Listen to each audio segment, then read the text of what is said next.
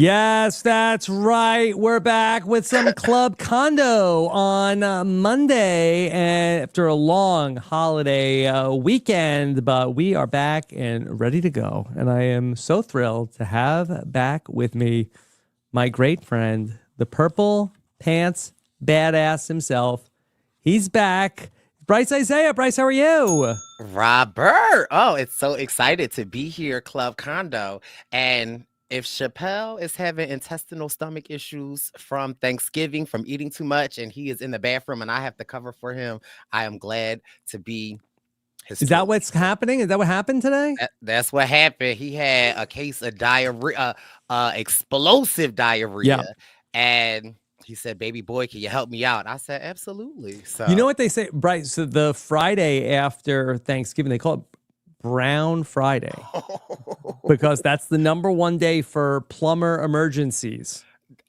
that what in the what? Yeah, you could look that up. Oh, Brown okay. Friday. Oh, all right. I thought it was, diverse Friday, but I mean, I guess it's a diverse pool in the toilet. Yeah. And some people, they have a diverse plate and they try a lot of new things. And then, not everything was a hit. Not it comes out quick. Yep. Okay. All right. Brice, how are you? Robert, I am really, really good. Actually, I had an emotional weekend this weekend, Robert. Yeah. What's going on? So we don't need to say the number, but I had my high school reunion this weekend. Yeah. And it was like super exciting to see everyone. But there was like something I was like not prepared for. I like saw like I want to say like my first ever like real boyfriend. Who I Oh, haven't seen in like forever. And like we didn't end on like the greatest terms. And so I was like shocked when I saw said person. And it was just weird. Like it like literally took me back to high school. yeah. So that was weird, but it was great to see everyone. There were like people in my class that's like, we watch RHAP, we love Rob. I was like, oh my God. I'm like, what's your name again? She's Yeah. like, Susie, we had science class together. I was like, oh yeah. Now, here's what I want to know. When you Okay. go back to the high school reunion, I feel like, how's everybody else holding up that you went to high school with? So crazily enough, well, I mean, there were some people that I was like, oh, How many years has it been? Oh my right. God. Is this our 50th? But for the majority of the Yes. people that I remember, everyone looked it really good. Like I was like shocked how Okay. good some of the people look. So it was exciting. It was weird. I felt like we would be talking to somebody and then someone else would come up. You'd be like, ah, and like I never really got to finish conversations with people. But I had went with one of my best friends, and it was funny because my best friend was like, "Did you like get anyone's number to stay in contact with?" I was like, "No." Like, Yeah. uh, uh, see y'all at See the you the next next one. one. Yeah. Right. That's right. Now, when you saw your old flame from high school, Mm. did he say to you, Brice, I made a horrible mistake. I can't believe you were the one that got away? So no. So mind you, all right. So let me just tell you a real quick story, Robert. Right? Because I was unprepared for this. I wasn't expecting to see said person, and so I saw him. I was like, oh my God.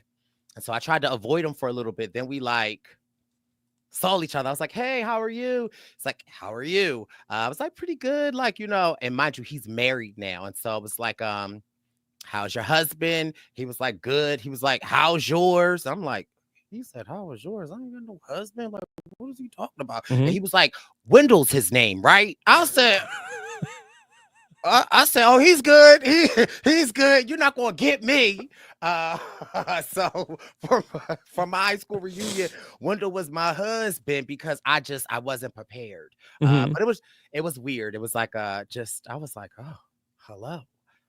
Then I had went back to like, well, you know why we stopped talking? And I got emotional, Robert. Like, well, not emotional, but like I just brought up this argument that we had, and like he just was like, yeah, I don't. We were different people at that time. I said, no, bitch. I'm the same person. You might be different, but I'm the same person. So it was just weird. I just wasn't expecting that, but I just can't believe it's been 4 years since high school. So I'm really excited to see everyone. Right. Okay. Well, Brice, they don't do a reunion anymore for Survivor. So the high school reunion is as close as you get these days. And Bryson Wen presents the finale. That's it. That's it. Me and my husband, we are out here. You and hubby out on the road. Yeah. Yeah. Your work husband for sure, Thundercat says. But anyway, Brice, Survivor 47, we're down to the home stretch, believe it or not. We have this week, the final 7, and then the 2-part finale. Okay. And only 3 Wednesday nights left. What do you think about the 2-part finale? I mean, for me, I just thought like, what's the difference any other season just calling the episode before the finale, the part 2? I think it's, clevering marketing, exciting, I guess. If you think about it, it's really, a 13-part finale for the whole season. Right. But for me, it's like, miss me with the 4-hour episode at the end with the pizza and all that stuff. So if it's just 2 hours of finale, I'm excited for that. Yeah. So today we did the exit press for everything with Kyle, and I got to spoke with Kyle this morning, and he was in very good spirits. I know you enjoyed Kyle, right? I liked Kyle a lot. I thought he was very fun. I had the opportunity to meet him in person, so I think Kyle is great. It was interesting. I don't know. I feel like sometimes as a viewer, you're watching people and you're like, there's just no way that they could win. And then when you hear what their plan is, it's like, oh, maybe he has something in that 120%. I don't know. Yeah, that he was very big on the, when it comes to doing it for your family, you got to keep it $120. Why $120? Why not $150? I mean, I think $150 might be. What about $125? Like that's like a dollar and a quarter. I got 2 dimes. You do? You gotta break the change. I don't have that kind of change on me, Kyle. But yeah, he was interesting. I enjoyed watching him. I felt like as a viewer, though, like the only time we saw him being strategic was like last episode, and it wasn't even really that strategic. It was just like, I'm not that big of a threat. Yeah. Which, I mean, I ultimately do think they made the wrong decision, though. Okay, so I was listening to Survivor News, and of course, you could check that out on the Purple Pants podcast. And you were debating with Jack a little bit about this, and so you feel like, and tell me, I was taking away from you. You are extremely impressed, as am I, with Genevieve. I am. Yes. Like Genevieve is great. I almost feel like she's so great that she backed herself into a corner. And I feel like I know Kyle was winning immunities, but like at the end of the day, I would rather sit next to Kyle than a Genevieve. Yeah. Because I feel like Genevieve has made moves. She's masterminded a lot of things. She's in this great position. Like, she's giving mother vibes right now at this point. And although Kyle is giving father vibes, he's giving, father you see every other holiday. Like, Genevieve is giving primary custody of the children. So it's like Genevieve she's serving it right now. Yeah. I'm very impressed with Genevieve as well. I just really took that away from every time Genevieve came up. You were, very quick to, point out how great she's doing in the game. And I think I would be more scared of leaving Genevieve out there. I was definitely on your side of that argument because I kind of feel like that, Kyle. I'm not worried about, I know Kyle has a great story, but I'm not sure necessarily, like, with all due respect to Kyle, that he's going to be able to tell it, in a different way than you haven't already heard it all season at the final tribal council. I think he's kind of like what you see is what you get. And Genevieve, I do think, when Caroline is quoting her at tribal council, like what a great move that was for Caroline too, to say like, it was a great survivor who once said, it's like, boy, talk about you're buttering up Genevieve and then also like helping to like, hey, don't forget Genevieve is a big threat. Listen, I'm quoting her. Right. Absolutely. And also you brought up my girl, my girl Caroline. I feel like I don't see enough discord on her online. I feel like Caroline is the secret threat. She is like the hidden gem that no one really sees this season. Like I am a Caroline stan, if there ever was a stan named Caroline. Yeah. Okay. Well, Brice, this is a great segue to something I asked this on X. I posted this question this weekend. Forget the fishy. Who this season is mother? Because this is, I think, maybe the motheriest season we've ever had. Absolutely. Who is mother? Who is mother, everybody? So that's a hard one, right? I feel like there are 3 people that stand out, in my opinion. I think there's more. I think there's more than 3. Absolutely. But I'm thinking of like the final 7 that we got. I think there's more than 3 in the final 7. Okay. Well, I got 3. Hey, go through it. Give me the top 3. Okay. So obviously it's Genevieve. Like Genevieve is mother because she eating the girls up. Okay. She's clocking all the T's out here. So it's Genevieve. I also feel like it's Rachel. Rachel is giving me like stepmother vibes. Like, I don't really like these kids, but I'm gonna get them something for Christmas, right? Like, she is like playing the role. And then there is respectfully grandmother, and that is Sue, because Sue's loyalty to Gabe, in my opinion, just kind of like puts her up there, and her like hatred for Kyle, like that's just a mother move. Like, he said your name one time, and like she has never let it go. So I definitely see Sue vibes as well. What about Caroline? I mean, see, Caroline isn't mother to me. Caroline is daughter. She is daughter, okay? Because she is like, if we have a family, right? Caroline is the baby of the family, but Caroline is like the responsible one. Caroline is the one that gets everybody up for school. Caroline is the one that helps dad with his taxes. Caroline is the one that like tells mom what to get the kids for Christmas. Caroline is the one that cleans her room when it's time to go to school. She's the first one up. Like, Caroline has done her homework. And yeah, there's just something about Caroline. I think during the season, I don't know who she was talking to, but it was clearly like, all right, we're not really working together, but like, let's talk. And the person was talking, and Caroline was like, well, this is a conversation. This is a discussion. Like, I want to hear what you have to say, and I'll say something. And like, we can meet in the middle. I'm like, never before in Survivor have I ever heard someone talk like this. It's like Caroline is the HR department at your job. Like, she says everything right. She addresses, when she don't know who she's talking to, she say, to whom it may concern. I just love Caroline. What about Teenie? Now I love me some Teenie. Teenie, Teenie is a mother or daughter. Teenie gives me best friend, but not best friend, best friend. So well, I didn't even know you could say friend different. Well, there's best friend, and then there's best friend. FRENNNNNN. How many? 6 N's. Okay. With an exclamation point, right? So Teenie is best friend, and I'm like a little sad that my friend is not in a great position. But there's still some wiggle room, and a lot can happen. Yeah. Now, some people on X also suggested another person. No, but I want to know what the people on Blue Sky is saying, Robert. Okay. Well, I asked them a different question. Okay. I have to say, I got a lot of answers still on X. Okay. Some people said Andy is mother.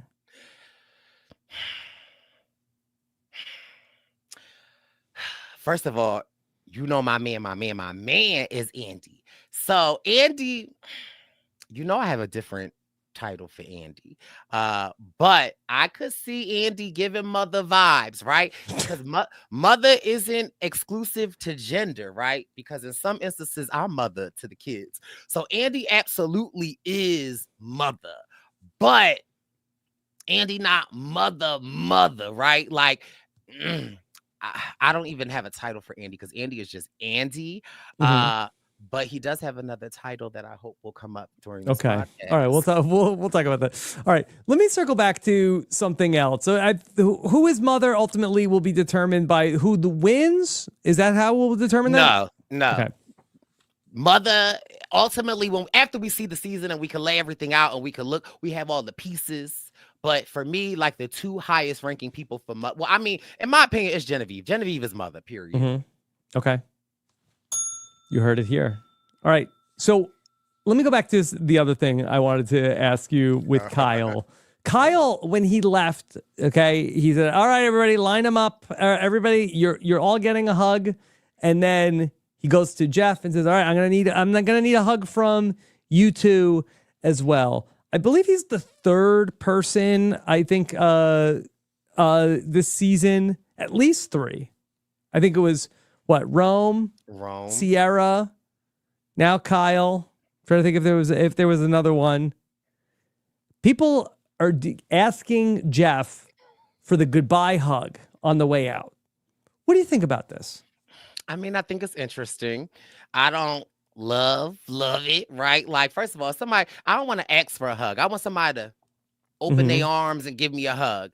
And depending on how I'm going out, I'd rather spend my time turning around, looking at the rest of the people, cussing them the F out, than giving Jeff a hug.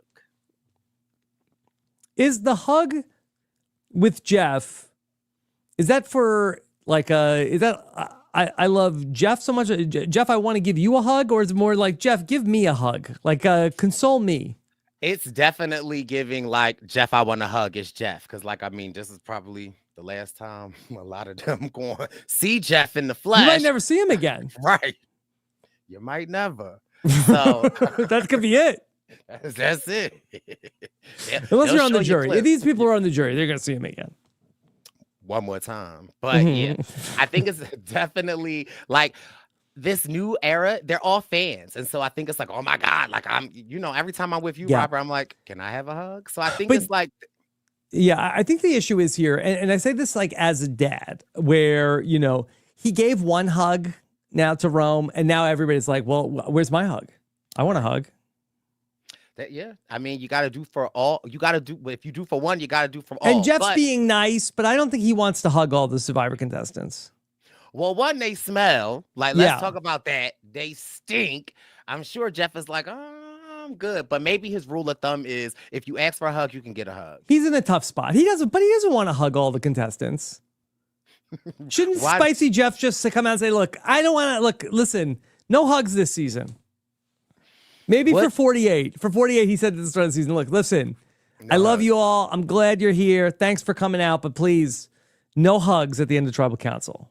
I mean, he opened the door when he had Rome sit in his seat. So, I think everyone is trying to act, next thing, somebody going to be like, can I put my torch out? Oh, interesting. Can I put my own torch out? That's where we're going. That's where Don't we're you headed. want Jeff to do it, though? I mean, I don't think it's not as cracked up as they say it is. What will Jeff do? Well, like, he'll just go stand there while you put your own torch out? I mean, what else does he do when he put your torches out? Like, I want somebody to blow it out like it's a birthday cake. Yeah, that'd be good. Make a wish. I guarantee you that wish don't come true. I don't think you should make a wish when you get voted out. Yeah. It's like, okay, oh wait, I'm not back in the game? Okay, my wish didn't come true. I mean, unless Exile Island or something. Mm-hmm. Yeah. Okay. Brice, we are down to just 7 people in the game, and it really seems as though there's 5 players that are locked in. The 5 underdogs have locked in against the big threats. But a lot of people are talking about this week of, what did the threats even do? Are the underdogs really underdogs? What do you make of all this? How can you be an underdog when you in the majority? That's what I'm trying to figure out. Like, y'all not underdogs. Y'all actually are in majority. But even more, I'm just trying to figure out, like, the threats that y'all are naming as threats. I only really see one threat, and that's Genevieve. And respectfully, because I love this person, I'm just trying to figure out why Kyle no, I keep saying, well, I mean, Kyle too, but why Sam Yeah. is a threat. Now, I think Sam has been in a tough position this whole season, and I feel like he's just been swinging left and right, trying to make things land, but they haven't really been landing. And the real threat for me is Sam is a threat to be on the Zaddy calendar, not to win in the position that he's in. So it's like, Yeah. I don't understand why he is such a threat. Now, mind you, is he a threat on the eyes? Yes. Okay. Did he got some muscles? Yes. Could you go to sleep thinking about him? Yes. Is he tall? Not that tall, but is he agile? Yes. Okay. Is he into the arts and the theater? Yes. Okay. Would you think about drinking his sweat if you were thirsty? Yes. Oh my God. Like, so he is a threat in that sense, but I mean, he's been taking L's for a lot of this. And if anything, it's like I would really want to work with a Sam. And every time I come on with y'all, I gotta quote James Jones from Survivor 43 because yes, he still calls me every week after the Survivor episode, and he talks for 45 minutes, and I just go, uh-huh, mm-hmm, uh-huh. And I have to agree with him that I feel like Sam is the case of perceived threat, right? Like Sam looks like he should be a physical threat, and I think people just place that on him because if I was out there, I'd be working with a Sam. Like I would try to move some things apart. And I really feel like Caroline, and Sue really should think about switching sides. Now, I love the underdog / big dog alliance, because I love all of those people. However, like, I also hate it in Survivor when they kind of just pick people off. Like when you know what the order is going to be. Like, switch it up, jump sides. Like, don't just pick all of these people off. And then we talked about Kyle, right? Like, yeah, Kyle is an immunity threat. He won 4 immunities, but he really didn't win 4. He won 3. I think it was like Teeny or Sue won the other ones. They just kind of put it on him that he won. Mm-hmm. And it's like, he ain't gonna win every. Let Kyle get a puzzle, okay? let them say you gotta spell Survivor, okay? Like, let Kyle might not do that good on that one. So it's maybe not. I take my chances. Yeah. I hear you. I just feel like it's just a branding exercise of like, once you can like successfully brand like, oh, these people are the threats. Those are the big targets. Those are the people you got to go after. Not me. And everybody just wants to clamor for that. Like, I'm the underdog. I'm small fries. I'm not a threat. Not me. But like all of the not threats are really outnumbering the threats, and the threats really have no power. So it's like, what? Like, and then if you get rid of the threats, you do realize that you're going to have to then cannibalize on yourself. So it's like, what's the play here? Mm-hmm. I don't know. It's a lot. But I will say that, like, I love the underdog alliance, and clearly Survivor does too. Survivor was like, "Ooh, let's get a post on let's get a post on our social media. Don't we all love an underdog?" Like, yeah, but not underdogs. Oops, all underdogs, right? It's all underdog. It's underdogs versus underdogs this season. But according to Andy, okay, he's the mastermind. So Andy admitted he's not even an underdog. So it's like, I don't know. They think he's an underdog, but he's not. And then that's another question. Yeah. Let me ask you this, Robert, because you know a lot. You played twice. More like 1.5 times. One and a quarter. Yeah. I mean, I just, I still have that vision of you. That one confessional with that, was it an orange shirt? You had an orange shirt. Yeah. Yeah. It's like, I don't know if it's you by the tree, and I'm just like, it just looked uncomfortable. But answer me this, Andy, right? Andy's like, I'm a mastermind. I'm pulling all the strings behind it. I'm doing all of this. And then the tribal council, Genevieve, like, names Andy as a person that's like, I would go to the end with Andy.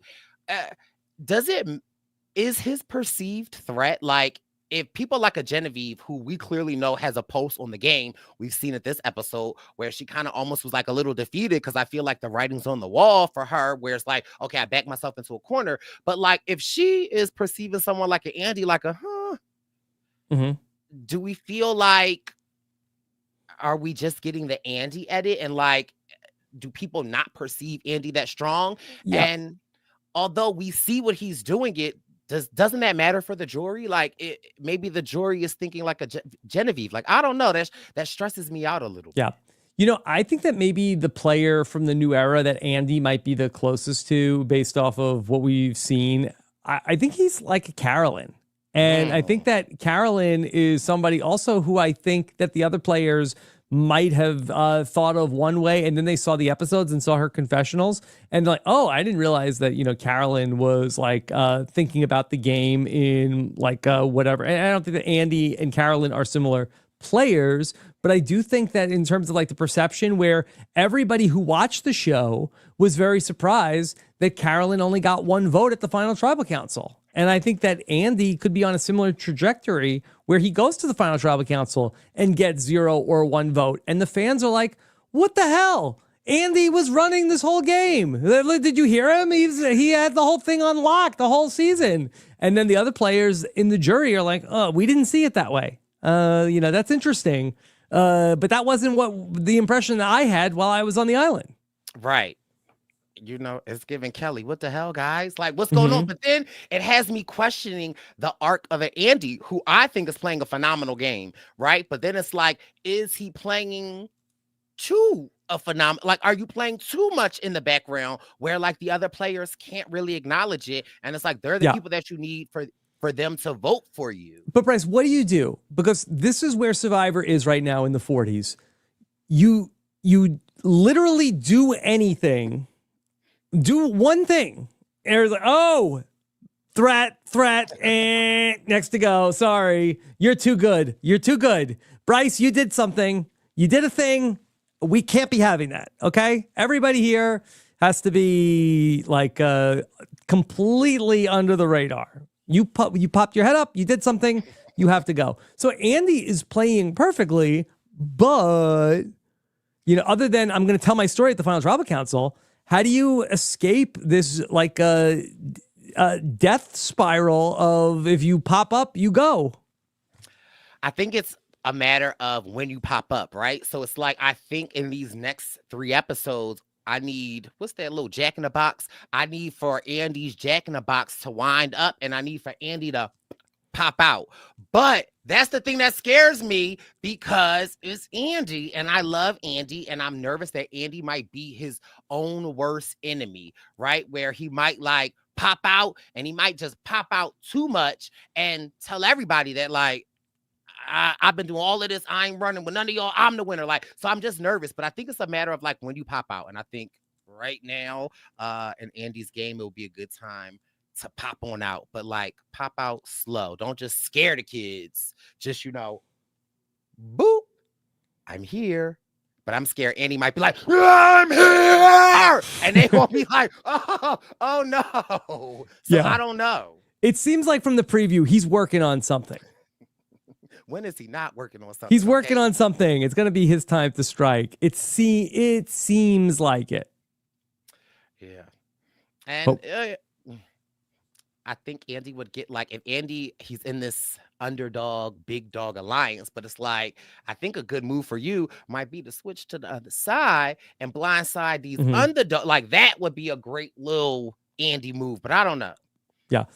I want to go back to Genevieve and talk a little bit about what she was talking about in this episode, because we saw over these last couple of weeks with Genevieve and Teeny, and how Teeny felt like very betrayed by Genevieve, that you were my friend. Why? How could you do this? How could you vote out Saul? And Genevieve has talked about how she doesn't want to make these emotional connections. And I think this is just so interesting. And I haven't really ever seen another Survivor really talk about this on the show. Genevieve said in the episode, she said, I'd rather be the villain that people didn't connect with rather than the best friend who killed their dream. And I found that to be, you know, such a raw and, probably, very truthful statement from Genevieve. But I don't see a lot of other Survivor players talk like that. Because on the show. Yeah. Right.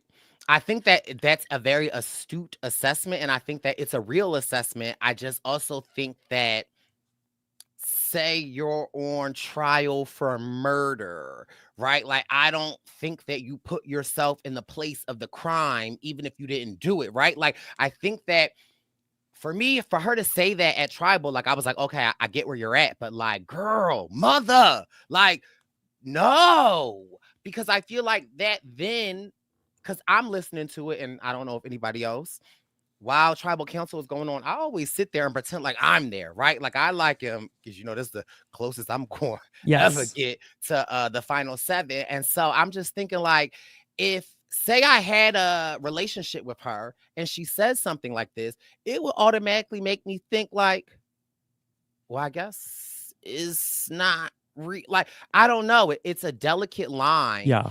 But I also think that when we're watching Survivor, right, like, relationships matter, and you can play this villainous game and not make this connection because you don't want to hurt people. But like, if it's $1 million or hurt people, bop, I'm hurting you, right? Like, you know what I mean? Like, oh my God.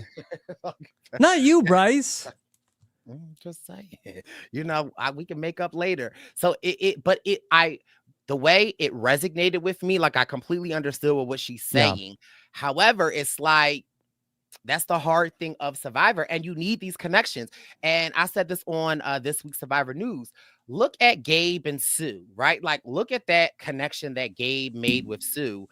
We saw Sue is ride or die for Gabe, like she ain't play about Gabe. And it's like, you can only get that type of connection when you're like making a real connection with people. And that's important. However, in this new era, you have to be careful. And I think that Genevieve has seen enough of these, the new era where you make these emotional connections with people, you form these bonds, and then they Jesse Lopez you, right? And so it's like, you want to kind of tote that line.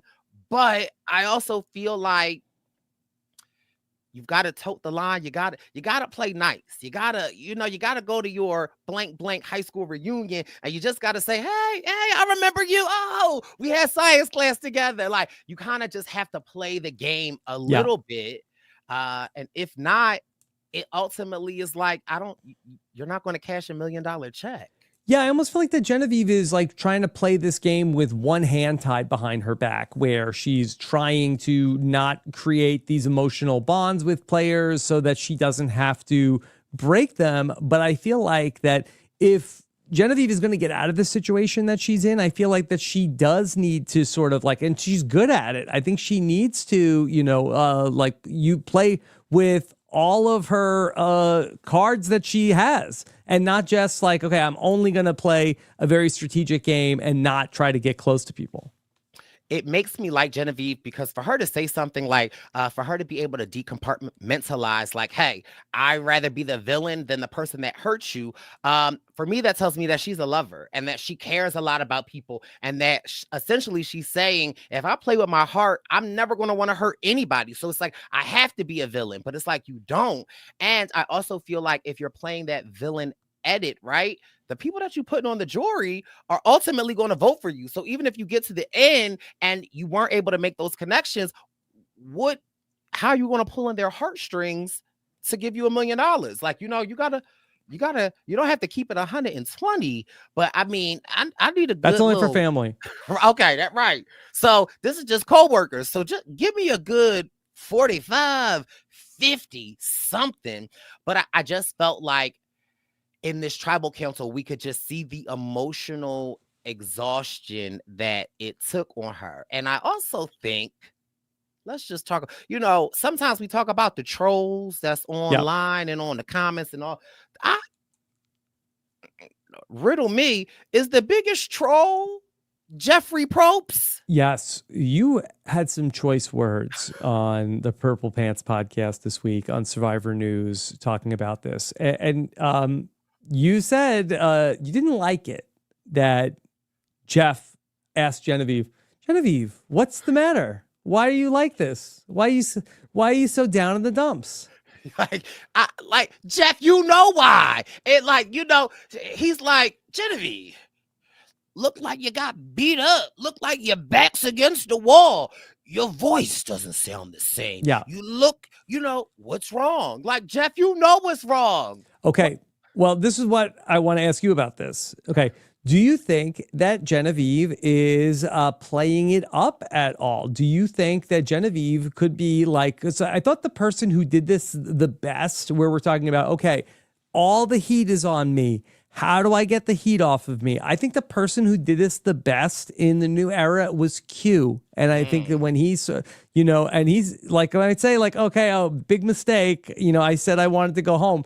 It completely changed the narrative on him, where then he was like a smoke screen, and it was like, okay, we're going to get rid of Q, but we're actually going to do something else every single time. It wasn't necessarily like that he was the biggest threat that people wanted to take out anymore. Is Genevieve sort of like going into is she blanketing to some degree of like, oh, Genevieve's not the same. Genevieve's really lost that killer instinct now. We're not worried about Genevieve. That could be true, right? I mean, the big difference between a Genevieve and a Q is, and I love Q. Respectfully, I think Genevieve is playing a game that, like, if she were to get to the end, she could win. I think Q at that position where he was at, he had pissed so many people off that, like, if Q got to the end at that point in time, I'm not sure if they would have granted him the money just because he was just so chaotic. So yes, it could be a smokescreen. However, I also feel like we got to play in the other factors, right? Like we see first of all, Teenie was giving me type of energy at this tribal. She was giving. Mm-hmm. And I think that, sure, Genevieve could be playing it up, but I also feel like the severed relationship between her and Teenie is really going to cost her, because we see Teenie over there with the under big dogs, or big under big alliance, and Teenie's heart is not having it. Yeah, she's broke from that friendship. So if she is playing it up, kudos to her, but I'm not sure whether or not they're going to be receiving it, just because she is like, she's a solar eclipse. Like she's really played a great game. I thought you made another really great point on Survivor News when you talked about how we need to give Gabe his flowers. That Gabe, all of a sudden, he must have had on this game, where then he's gone, and all of a sudden, all hell is breaking loose. All of the pawns, the people that nobody's worried about, they are running the asylum now. Yeah, I like Gabe as a player or as a person, right? But watching Gabe, I felt like it was like a manufactured villain. I felt like Gabe had loved this show Survivor, and since he was 7 years old, he was like in his basement on his desktop computer looking up and watching Survivor, and like, oh, if I ever were to play Survivor, I would say this, I would do that, like, ha, ha, ha, ha, ha, ha, ha, I'm a villain, ha! Like, like I got that he wanted to be this big character. And so me as a fan watching, I'm like, boy, you doing too much. You don't have that much agency in the game. But to see this episode and to see the fallout from Gabe and to see all of these people that are now clicking up and moving around and mentioning his name, I'm like, maybe Gabe. I mean, I know Kyle said he was the glue guy, but I'm thinking Gabe might have been the super glue guy, because a lot of fallout has happened, and I don't think we've seen this much change in the game from somebody going home other than Gabe. So shout out to Gabe. Yeah, it's wild because the people that voted out Gabe, and Kyle and Sam and Genevieve, they were excited to vote out Gabe. I don't think that they foresaw what was going to happen. I mean, Sam last week was like, all right, I'm back, baby. I'm ready to go. This is my time. Andy and Teenie, should they work with me? No, I'm going to turn on them tomorrow. It's like, well, oh, wait, hold on, Sam, that this was a miscalculation because Gabe's gone now and you're on the bottom. Right. And it's like, yeah, I said Kyle might have been a mistake, but the real mistake might have been Gabe. Maybe we should have let Gabe sneak in 2 more times to kind of swither around, and then we could got rid of him. But yeah, like I had to give Gabe his props because I talked a lot of ish on Gabe and just like he doing too much. What is you doing? But seeing how a lot of things have moved, I'm like, wow, maybe Gabe was really the biggest threat. And maybe he was just the biggest threat because Gabe had that energy. Like he reminded me of Bruce a little bit. Like I want to be in control and I want you to know that I'm in control. And so I think that kind of illuminated to people like, oh, okay, well, if you say you in control, you in control. We're going to take you out. Let's talk about Rachel and where she's at, because it was a great week for Rachel, where she's in the middle of everything. Everybody wants to work with her. She ends up going on the journey and ends up, what an exciting moment that was in the episode where she had to go and figure out that puzzle while all of the anchors were falling off of the raft in the ocean. Couldn't be me. I couldn't even focus on Rachel doing the puzzle. I was like captivated by the ropes falling off. Like I just kept watching. Like if I were up there, I would have just been looking at the ropes. Like that's too much stimulation for me. But no, that was great for Rachel to win. And I think that it's interesting because Rachel is an interesting player, right? Where it's like we haven't really seen a lot of our girl Rachel. She's kind of like not hungry for power, right? In the sense of like a Gabe, in sense of like a Genevieve, right? She's kind of like, all right, let me work with what I got.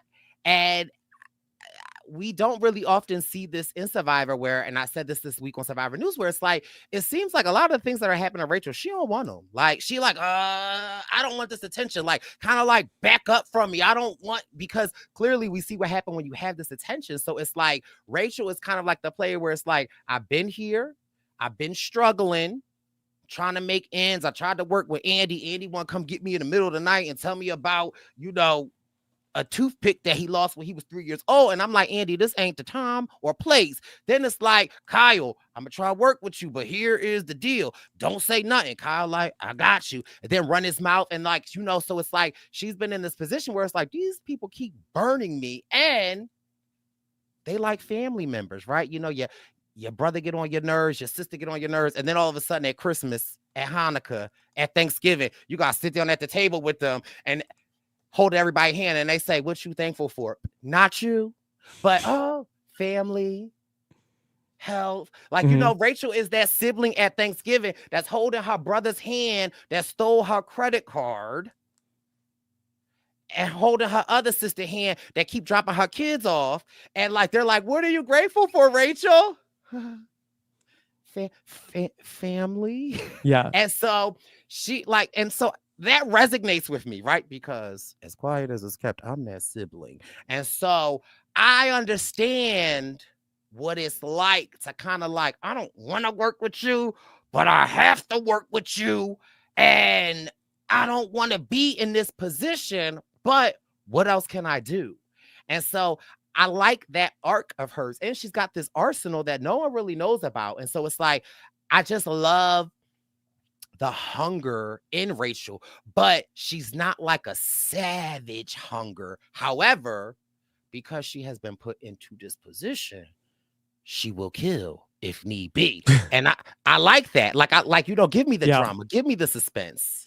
I think that Rachel is probably the most keenly aware player about her threat level and trying to manage that threat level. And she's, been in some bad spots as far as like trying to do that. I think one of the things for Rachel that really put her on people's radar was when she got caught stealing the rice. And like when we think about Rachel's game as a player, like she's a risk taker. And she's somebody who takes like these calculated risks and is trying to get away with a lot of things. That was the one time she didn't get away with it. And she got called out in front of everybody. I think everybody was like, ooh, that's very sneaky. That's very sneaky, Rachel. Like, okay, keep her on my radar. And then when everybody got together at the merge, everybody's like, oh yeah, remember that girl that stole the rice? Like, oh yeah. And then she was able to escape with the safety without power from Saul. Saul, he's like her guardian angel in this game. She'd be gone if it wasn't for Saul. How did that work out for Saul, though? It didn't work out good for Saul, but she got to sort of like, Saul, and sadly in the game, he made the ultimate sacrifice so Rachel can live. Shout out to Saul. Yeah. Shout out to Saul. And then now, and here's Rachel, and then everybody kind of forgot about her now. But now here she is. She draws the rock to go make sure that Sam and Genevieve don't go on the journey so she can stop them from getting a power. Then she wins immunity to keep Kyle from being safe again. And now here she is. I just wonder how much longer can she convince people that she's not one of the threats? The most important thing that you said in that last 30 seconds, Rob, was she got the rock. What color was the rock? Purple. You're welcome, Rachel. Yeah. Okay. So from my purple pants to that purple rock. What do you think happens to Rachel? Do you think that she can navigate this, or do you think that somebody like Caroline is going to throw her out in front of the bus eventually? So I don't think someone like a Caroline. I think Rachel's biggest target at this point is Andy. Right? Like, I think Andy is the one, right? We also know Genevieve knows, like, from day one, Genevieve and Rachel saw each other. They said, we see each other, right? Like, they clocked each other. When you say somebody clocked my tea, Rachel clocked Genevieve's tea, Genevieve clocked Rachel's tea, right? However, at the point that Genevieve is at, right, it's kind of like, although we go to the end of the road, till I can't let go. It's so natural. Robert, name the song or artist. The End of the Road by Boys to Men. Robert, I think I sung that song to you before, but you are an older millennial. Yeah. So you should know that, right? And so it's like Rachel, Genevieve is given she's at the end of the road. Baby Boys to Men, I think. Yeah. Who did you say? I said Boys to Men. I'm changing the name to Baby Boys to Men. Oh, I was like, I thought you said that, right? So Rachel is at the, like, potentially, from what we see. Sorry, I should be reading the comments. Somebody said Rob is not Jack. He be knowing. Thundercat. Period. Yeah. So I think Genevieve might be at the end of her role. We don't know. However, when people are at the end of their role, Robert, they get dangerous. They get like, they start doing stuff that you would never expect them to do. So Genevieve, her play could be Rachel. However, because she is at the potentially the end, they might not believe her. But yeah. See, I thought Genevieve had a good thing going of trying to say, like, hey, let's go after the people that are taking up one of these spots at the end. First of all, at the end of the road. First of all, now let me get Genevieve for that, because if I was sitting at Tribal, right, and she said that, I just know in my mind, I'd be like, is she talking about me? Yeah. Like, who are you talking about? But sorry, I just was girl.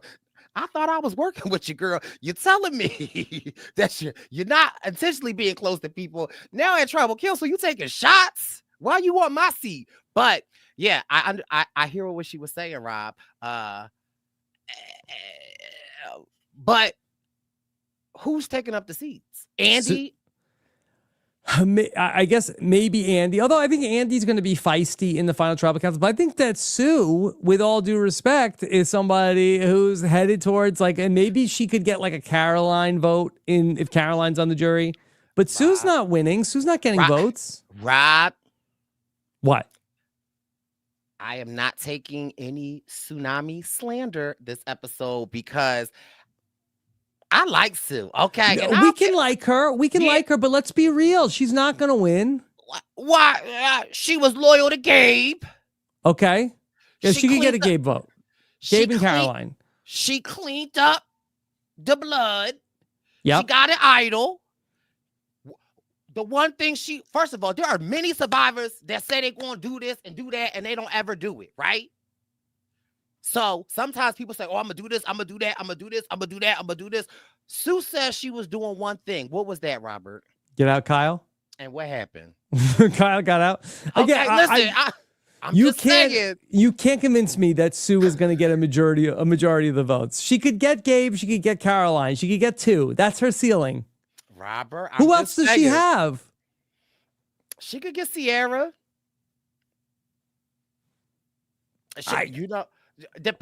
Listen, I'm just saying. Mm-hmm. In the end, it's about the story that you tell. And Sue has an idol. She could make a big move pretty soon. She could. But okay, as of right now, I don't see it. Okay, I mean, anything's possible. Anything is possible. She got a story. Gabler won. That's not even a shot at Gabler. That was a big surprise. No, Robert, that was a shot. That was a big surprise. That we didn't. That people did a million predictions before that finale. Not one person thought Gabler was going to win.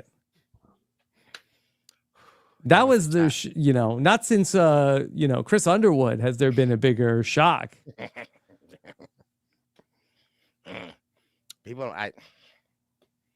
Chris gave his necklace. He wasn't even in the game at the start of the premiere. I went to that finale. I was like, boy, Chris is dressed up pretty nice for being on the jury. That's interesting. Chris has got a suit on. Let's be clear. Let's actually, you know what? We got a little time today. Let's clear up some stuff. Sure. Chris Underwood is a deserving winner. I don't care what none of y'all say. Okay? First of all, Underwood. Yep. He's a deserving winner. First of all, what place did he go out? Third out. First of all, first of all, right there is $1 million. Period. Come back in the game.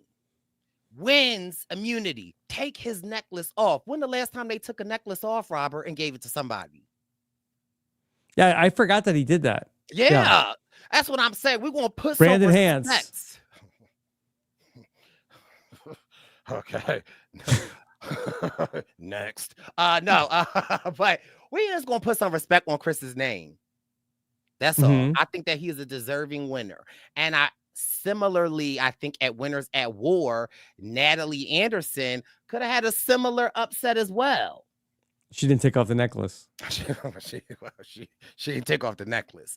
But I'm just saying, Chris, this is just a lot chit-chatted. Like, he wasn't in the game a lot. But listen, do you feel like I've disparaged Chris a lot? No, but I also don't think you give him the props that, he's a deserving winner. I don't think I've ever said, and people could find that Chris isn't a deserving winner, but I feel like that compared to the other winners that did outwitting, outplaying, outlasting for 26 or 39 days. He did. Chris did a great job, and honestly, I thought that being on the challenge, I thought only helped his legacy.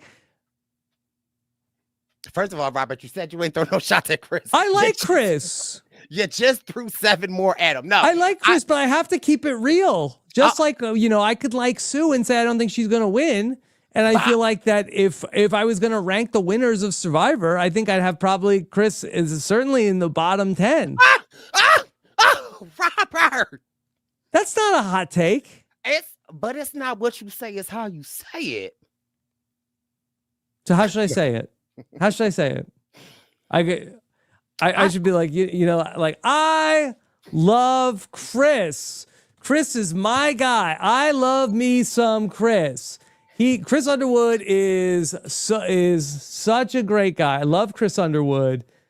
But I would say his game, comparing him to some of the other winners, is not one of the strongest games.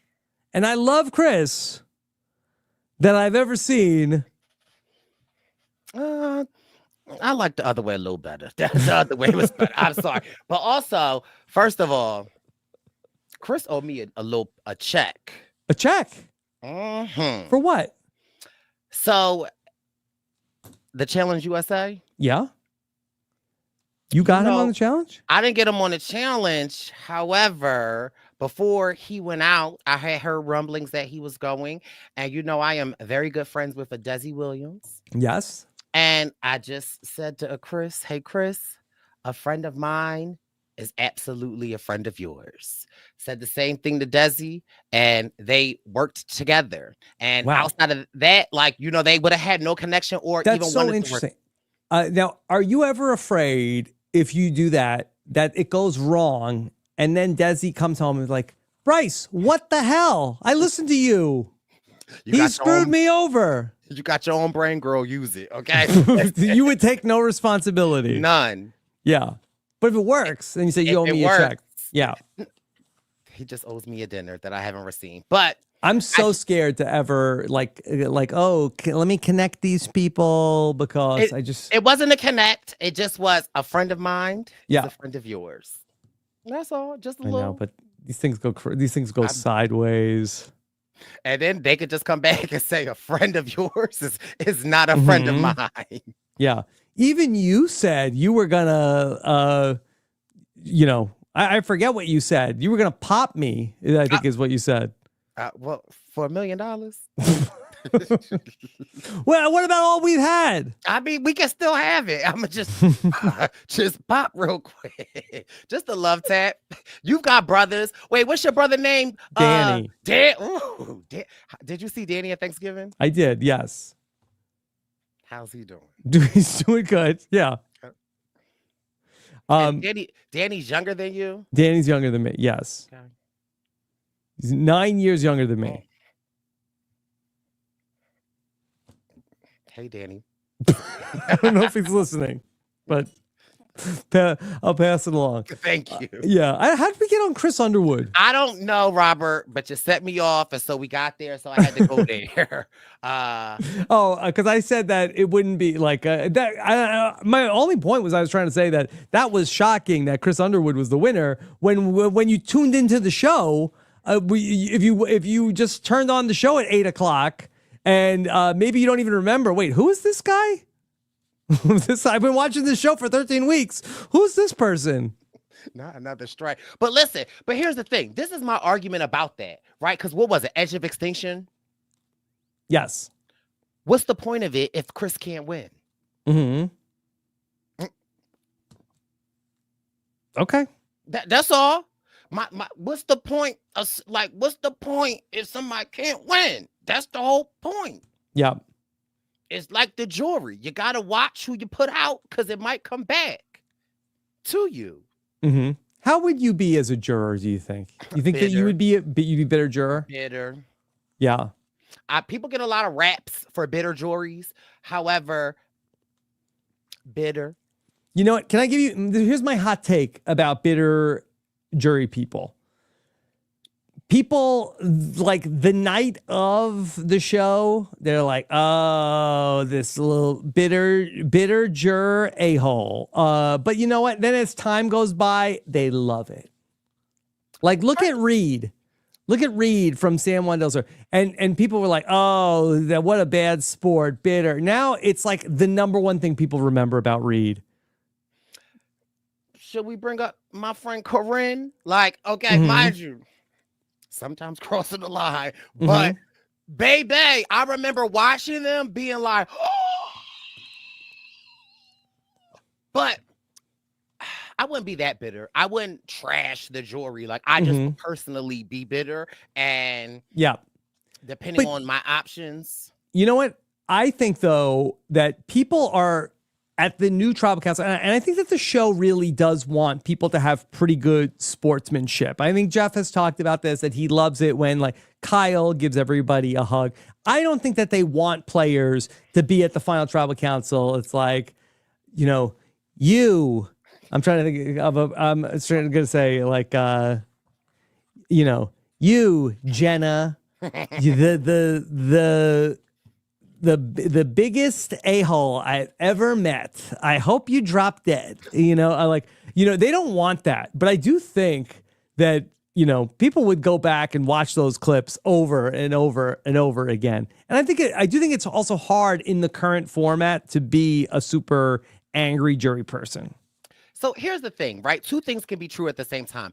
I could be bitter, but I could still have class about it, right? But for me, And again, I'm on a road to a better Brice. I am constantly working on myself, trying to be a better me. I fall short a lot of the times, but I pick myself up and I try and I try and I try and I try and I try again. However, for me, I don't really want someone that's like, oh, Robert, you lied to me. You said you didn't have an idol. You had an idol. You said it was somebody else. We were my closest thing. I told you everything and you got me out. God, by darn it. Go ahead, you slugger, you killed it, right? Like for me, a sign of bitterness is that like, you got blindsided, a sign of bitterness, or maybe bitterness isn't the right word. Maybe like fired up, right? Like I want them fired up. I don't want to give you I don't want to give you a hug after you voted me out because with it, that tells me it's like you came to win $1 million. What that tells me is like they blindsided you. And if they blindsided you, then that means me as a viewer, I'm home like, ooh, that was good. Like, right? Like, just give me a little, like, just, I think Annika served it this season, right? She did great. Like, yeah. Like, just for me, because I just feel like if I were out there, it just is like you really thought you was going far or something like really happened. So it's like, I love that energy. You don't have to be disrespectful. You can give classy shade. You could think about at work, okay? To who it may concern. Per my last email, the above chart that you are requesting is in the original receipt. I have CC'd my supervisor because I saw your supervisor was here. Enjoy. Like, you could give them some, but I want to see a little fiery. I want to see a little action. Yeah, and I think that the worst, and I think this does happen a lot on the show, is the, oh, good game, everybody. You got me. Hug, hug, hug. Oh, you totally got me. And then at the final tribal council, here's my vote for this other person. I have actually a very good reason, like insert arbitrary reason here. Not that I'm bitter. It's just that the other person did this very obscure thing that really resonated with me. Not bitter, just the other person did this one really amazing thing that you wouldn't have noticed unless I mentioned it right now. Because that's inauthentic.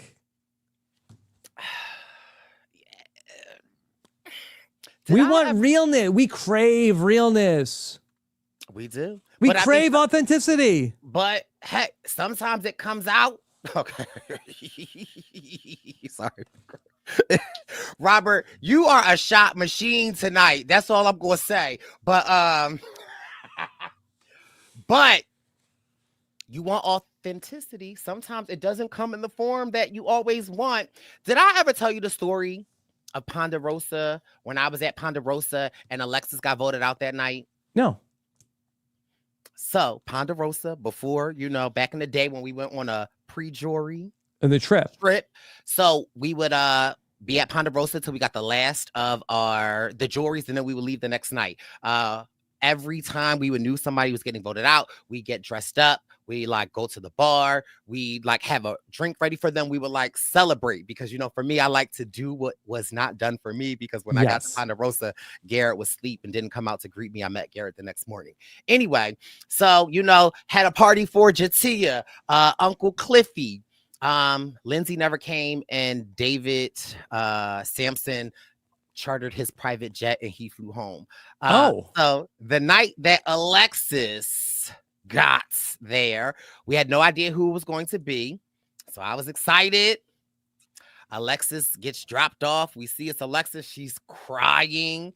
And my emotions came back to me because on Cagayan, because I stand Cagayan, Alexis and I, although the duo that was portrayed was Morgan and I, the real duo behind the scenes was me and Alexis, right? Like we just never talked. And Alexis got there. She's crying, like Uncle Cliff, rest his soul, Jatia. They were like consoling her. And I'm sitting at the bar like, can I get a shot, please? Because again, it's like I'm at my high school reunion. I'm getting these emotions that I didn't like perceive. And Alexis is like, where is Brice? I want to talk to Brice. And then she sees me. I see her. She comes and gives me a hug. And I don't hug her back because like I just am like, this girl voted me the hell out. Like, what? Like, Yeah. and then we had a nice little dinner. I took my dinner to the room because I didn't want to eat with them. Then the psychiatrist came out and was like, are you okay? I'm like, I'm fine. And then Alexis and I had a little counseling the next day and we worked it out. But I just say all that to say is that, like, I like a little, when I say bitter, like give me that realness, give me that, Yeah. like, yeah. So that's all. That's Yeah. what happens. Yeah, and I think that that's how you get anywhere. You can't have a breakthrough unless you have some openness. Yeah. So, but I mean, it might come with what type of jury would you be, Robert? So I was a juror in Survivor the Amazon, and not another shot, Robert. Oh my God. And I feel like I would say to myself that I went in open-minded about what I was going to do, but like I feel like I was trying to be a shady juror. So I went in and I thought I wrote, like, the question I thought that I wrote. Well, I thought this was such a good question. And I was being like, I was like dripping sarcasm, and both like the final two people in Survivor the Amazon, Jenna and Matt, they were both trying to say like that they played such an honest game, and I was like, Jenna, Matt, both of you have talked to me about that tonight, about how you played such an honest game, such a loyal game, and I know that neither of you would ever lie. So tell me something that the other person did. And Jeff is like, whoa, like, wait, are you being for real or not? I was like, no, I was like, and then, so it's like totally like, and then in the episode, you just see, like, I had a whole like setup, and it was probably way too long. But like 24-year-old me thought this was like such a banger question. Jeff like cuts me off like midway through. And so in the episode, you just see me stand up and I'm just like tell me something, about, I forgot if it was like why the other person shouldn't win or something like that. Or, yeah. So Jeff been cutting you off. Mm-hmm. Yeah. I just had flashbacks. He didn't like the direction that the question was going. He thought it was like going on a little too much filibustering. I'm like, let me cook here. Come on. You been hanging with Chappell too long. Did you just say let me cook? I said let me cook, yeah, but I didn't say that in 2002. Wow. Yeah, so a very quick jury question. Okay. Yeah. Okay. But I was open-minded about it, but ultimately, like, I voted for Jenna just because I felt like that, I was happier for her than I was for Matt. And I thought that, like, I really thought that she was going to be like, this was like the beginning of her journey of like, okay, she's going to go off and, have, do something with this. What happened? Brice, we have so much to get to. So let me ask you about who haven't we talked about yet in this final 7? I mean, Genevieve, Kyle going. What about Teenie? You said Teenie is best friend. Best friend. Mm-hmm.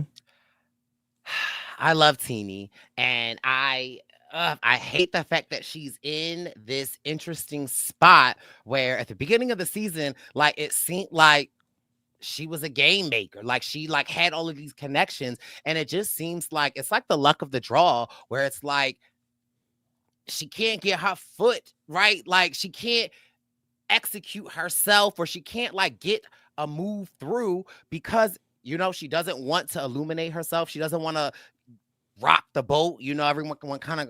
Everyone wants to be on the right side of the vote. So it kind of like just sucks where it's like she's a part of the numbers, but she's not like leading the charge. She is still in a good spot, right? Like, I still feel like her relationship with Genevieve, say she decides to salvage it, like she could be a swing over and could potentially, do something, but it just like, I just feel for Teenie just because it's like we saw such great things in the beginning, and sometimes the shake of it all when you get to the merge and you want to be on the right side of the vote. You don't want to be left out. You want to kind of like, then you put your trust in somebody that says, don't trust me. I love you, but we got to play our own game at this point. Like, huh?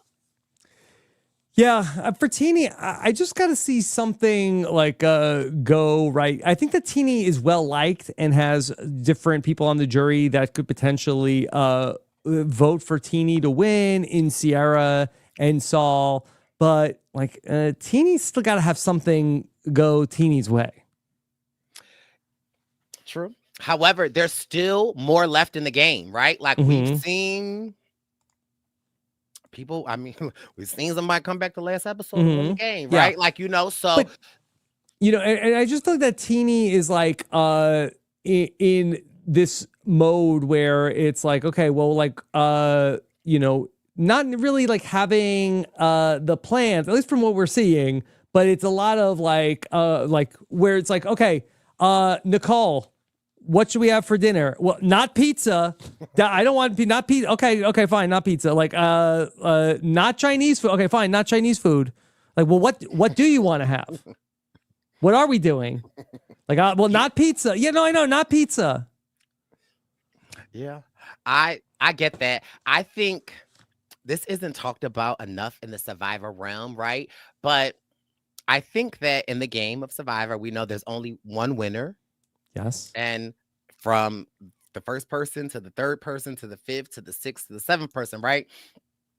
And I think people don't talk about this a lot, but like, is there a world where like you're self-aware of what's going on out there, right? And maybe like you're looking at everything that's going on and it's like, okay, maybe the cards aren't in it for me to win, right? However, well, let me see how far this car can go and where I can get myself into. And hey, maybe I'm 5th out, 7th out, 9th out, right? Like, I don't think that like, because again, there's only one winner. We don't look at people's individual games like that sometimes where it's like, okay, you didn't win, but hey, you made it 8th place. Like, you could have been out 4th, but you had to like dodge votes. You had to vote against your allies. You had to do this to make it as far as you got. Like, and I think that should be celebrated. I know people don't like that, but sometimes it's like everybody can't win. And I think sometimes when you're out there, you might actually look at some of these players. You might look at the position that you're in and you're like, well, maybe it ain't going to be me. However, how far can I get on this car tank that's already on E and my light is blinking? So let me talk about this, and I'm going to make this more about last season. And let's say somebody like Liz. Okay. All right. And now that from what we know about season 46, people are looking at Liz and saying, okay, well, she can't win. So how much of it was Liz saying, like, how far can I get? Versus other people saying, like, okay, well, we're never going to worry about Liz. I also think some part of it is like self-awareness, right? Because like you got to be, and I make that statement to say that like some people out there they thinking they can win, right? But I'm talking about a person that's like, I could see what's happening. I know my like place in the game, and like this is how far I can get, and that's the best I could do. And it's like yes, but someone like a Liz is interesting because it's like someone like a Liz in my mind has the mentality of like a Rome, where it's like we love them, but like Rome was the king of the world and Rome was going like he was winning the game, period. And in Liz's mind, I felt like she was like, oh, I'm a millionaire. They're going to believe me. Like I'm going to win this game. So I don't know. Sometimes it's like, I just want, somebody that's like, I can see what's going on. Okay. Yeah. How far can I get? And that should, like, you did good. Like, I just don't think sometimes we don't celebrate the placement of people, because every placement is great, even if you made it one day. But like specifically right here in this game, you still made it very far to whoever. Yes. Okay. How should we celebrate all of the placements, Brice? How do we do that? I mean, it's hard, right? Because who wanted to be third boots? But I came and I had to knock the door down and I had to say, you know what? I don't care what nobody says. You started it. I mean, listen, I used to get on Twitter. They be like, you didn't even make the merge. You're the worst player ever. You're the third. Look, hey, okay. But guess what? I am like I used to say this used to be my go-to clapback, Robert. When they be like, oh, you're like I would comment on something or something like, oh my God, I can't believe Deshaun did that. Shut up! You're the worst player ever. You don't even know how to play. I'd be like, well, remind me what season you played again, so so I could go back and watch the tapes. So I don't know.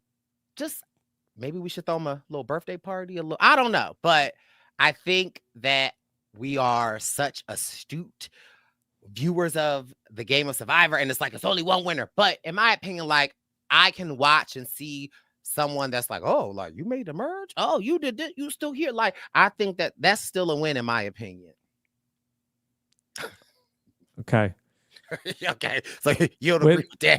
Well, look, hey, look, it's great that everybody got on the show, but there's only, people don't like participation trophies. Well, then, okay, so here's the next me this, Robert. You got young chillins. Yes. Any of them play softball? So Dominic does.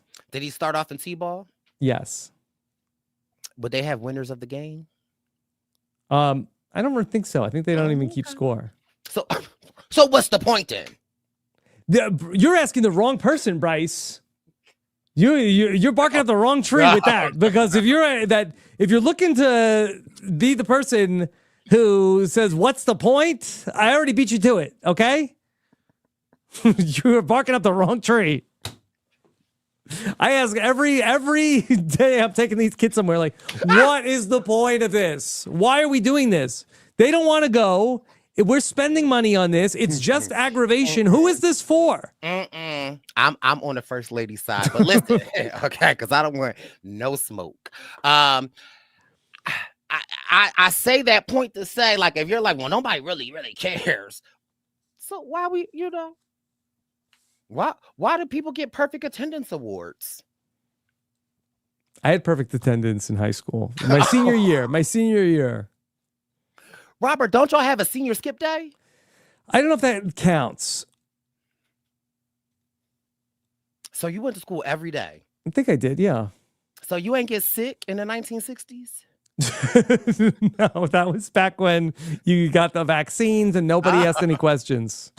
Would you walk to school or you had to catch a school bus? I walked to school. So and you lived in upstate New York? No, I lived on Long Island. Oh. It was uphill. Both ways. Did you walk by yourself or did you have a group of friends? By myself, no friends. Okay, so that's why you're so good at podcasting. A lot of just the internal monologue is now just external now. That's it. So there was never a morning your alarm clock went off and you'd be like, ugh. I'm a morning person. I thought you were too. I mean, kind of, but like, I didn't have perfect attendance in high school. Yeah. Would you eat breakfast before you went to school? I think I probably had cereal. Yeah. Okay. You know who didn't have perfect attendance? First lady of podcasting. You know who I connect with more sometimes? Okay. My type. Yeah. You know who had in-school suspension all the time? Same answer. Okay. All right. Let me get back to this. All right. Let me ask you this question. Here, let me give you one from Blue Sky. Okay. Now, I saw you recently on the Blue Sky. Yeah. I love Blue Sky. I think it's cute, but to the creators of the app, do we need to Robert.Cesternino.xmy.Blue Sky? Like, fix that, okay? It's you make a good point. It's the underscore of hashtag or handles. All right. But here's one from Shane Paulson, who says, we've all become familiar with It's a Look preseason, but what about It's a Look for jury members? What do Saul's yellow pants say about what kind of juror he is? All right. So I want to show you some jury picks. Okay. And you talk to me about what you see. Now, before we get to this week, I got to go back and ask you about last week. That there was one person who really created such a stir with his jury Luke. Let's talk about Saul. Did Saul win Issa Look way back when before the season?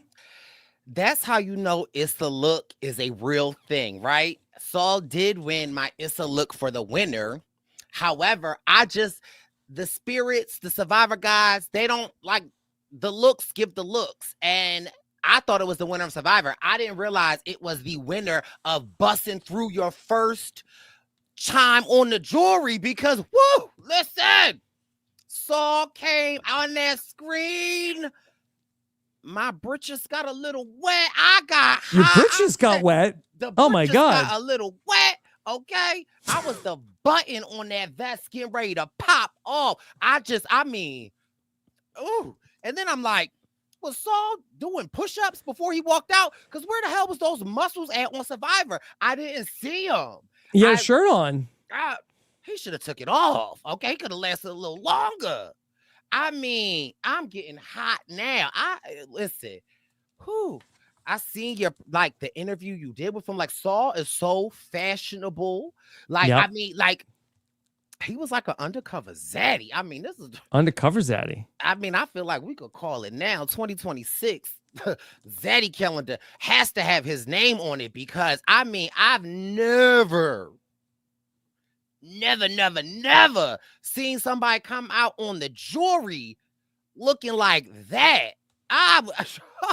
Yeah. Whew. It was a big stir. Everybody was talking about Saul. And so look at this tweet. So people were saying then, I don't know how he could top the vest next week. This look is so iconic. He looks so cool. He should. Now, mind you, the next week outfit, it didn't need as bad last week. Okay. But it don't matter. He should just wear the vest over and over again. That, right. I mean. Well, let's wear the vest over and over and over again. Saul's like, bet. Okay, here we go. It don't hit the same. Yeah.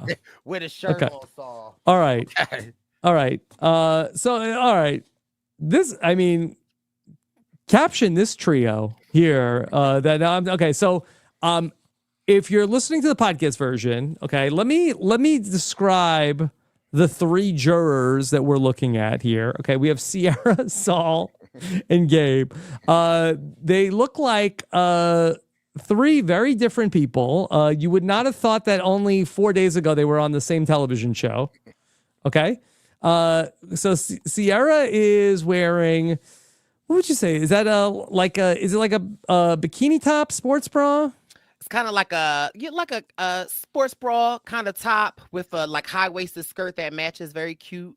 Mm-hmm. Yeah. Very demure, very classy. And then, yes, very demure. And then she has like sort of like a knit crochet type skirt. Something like that. Yeah, hard to tell, but yes. And it's high-waisted, and it the pattern matches the bottom of the skirt. Looks very cute. Okay. Now here's Saul.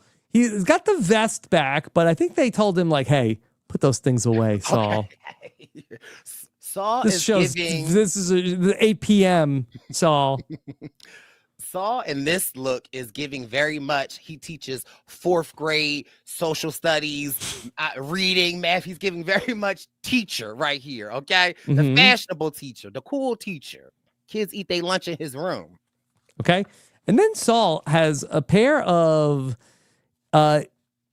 yellow capri pants that appear to be painted on. Could not be tighter. Don't even know how Saul had these in his suitcase prior to playing Survivor for 16 days. Listen, we appreciate it, okay? We like a little tight pants. We know that he took some of Rome's clothes in the game. Did Rome leave these at Ponderosa and he's wearing Rome's pants? He's wearing 2 buffs, okay? That's how tight. Yeah, is Saul getting ready to start the Yellow Pants podcast? He should, okay. But he wasn't even on the Yellow Tribe. Why did he have them? He's got these blue loafers, okay. Mustard and the blue kind of match, That's he got a lot going on right here. Yeah. Okay. And then maybe most puzzling here is what is Gabe going for here? So Gabe has a very interesting look here. Red and black flannel with the red bandana. Gabe is in school suspension. In school suspension with Nicole. He was the troubled child in Saul's class. And so this is giving me he had to have two teachers. He's giving East LA. Yes, okay. I want to see him do the walk. Okay, can he crip walk? Because it's given. We know he could do the. Yeah, can I hit this dance real quick? Okay. I just want to know. I'd love to ask Gabe if he hit the dance last night when the Ravens played the Philadelphia Eagles. I don't think he's doing that dance. Okay. So a very interesting, eclectic jury group. Very much so. And I also can tell you from this photo, Gabe did not have perfect attendance. Okay. Gabe missed a couple of days of school. Yeah, how do you think Kyle is going to come dressed to tribal council next week? He gonna come in the same outfit. He's only got one look. He only got one look. He packed light. He packed light. Okay, Brice, you referenced it earlier in the podcast today that you were going to reveal to us a big mystery about this season, that you were finally going to tell us who the freakiest freak of the season was. And so this is a historic honor that you are about to bestow.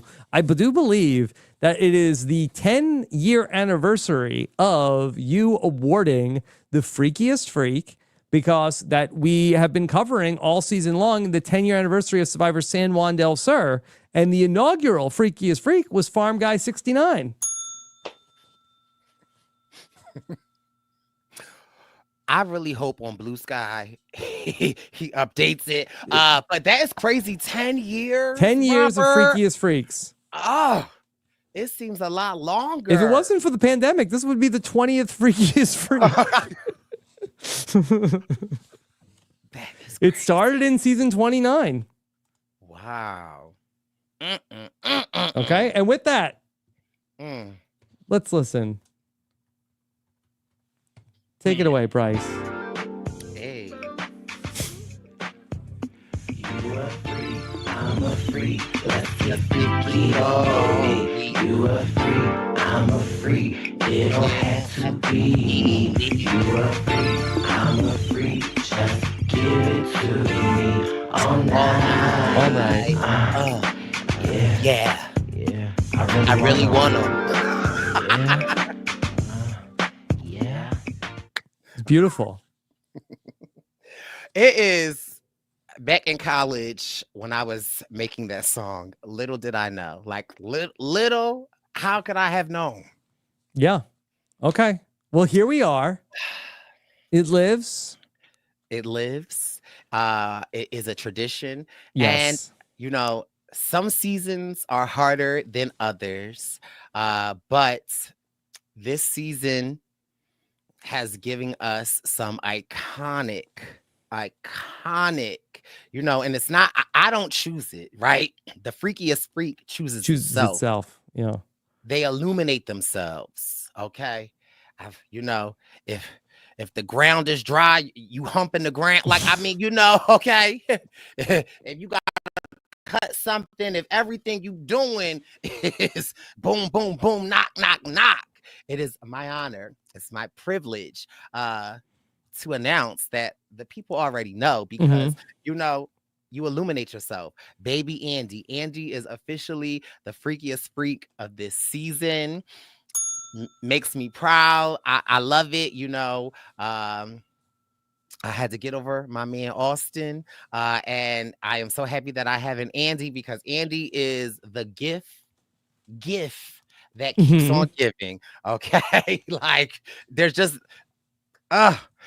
from first episode, I need it all, Jeff, right? Like, I mean, that should have been an indicator, but I feel like this is by like the way Andy twirl his hair. I mean, in his baby girl era, like he's definitely the freakiest freak, and we love Andy. Yeah.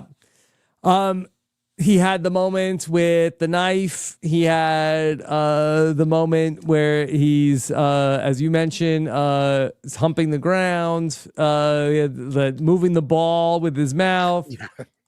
The coconut. I mean, you got to clap for him for a coconut. I mean, listen, he's the gift that keeps on giving, and it's truly an honor to see Andy out there giving us all of our classic freakiest freak.